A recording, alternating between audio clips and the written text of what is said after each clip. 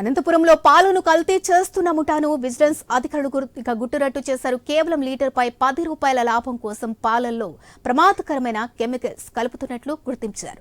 బండమీదపల్లిలో రామరెడ్డి అనే రైతు పాలు కల్తీ చేస్తున్నారన్న సమాచారం మేరకు విజిలెన్స్ అధికారులు రైడ్ చేశారు. అక్కడ వారికి లభించిన పదార్థాలను చూసి విస్తుపోయారు. పాలు నాణ్యతను పెంచేందుకు మాల్తో డెక్షన్తో పాటు పామాయిల్, ఉప్పు కలుపుతున్నట్లు గుర్తించారు. వీటిని కలపడం వల్ల పాల నాణ్యత పెరిగి డబ్బులు ఎక్కువగా వచ్చే అవకాశం ఉంటుంది. ఇది కేవలం ఒక్కరు మాత్రమే చేయడం లేదని దాదాపు అన్ని డైరీల్లోనూ ఈ పాలు కల్తీ అవుతున్నట్లుగా వారు గుర్తించారు. దాదాపుగా 1,00,000 లీటర్ల వరకు ప్రతిరోజు కల్తీ చేస్తున్నారని విజిలెన్స్ డీఎస్పీ నాగభూషణం వెల్లడించారు. ఈ పాలు తాగితే ప్రమాదకరమైన జబ్బులు అవకాశం ఉందన్నారు అధికారులు. కల్తీ రాకెట్పై పూర్తిస్థాయిలో విచారణ చేస్తున్నట్లు డీఎస్పీ నాగభూషణం తెలిపారు.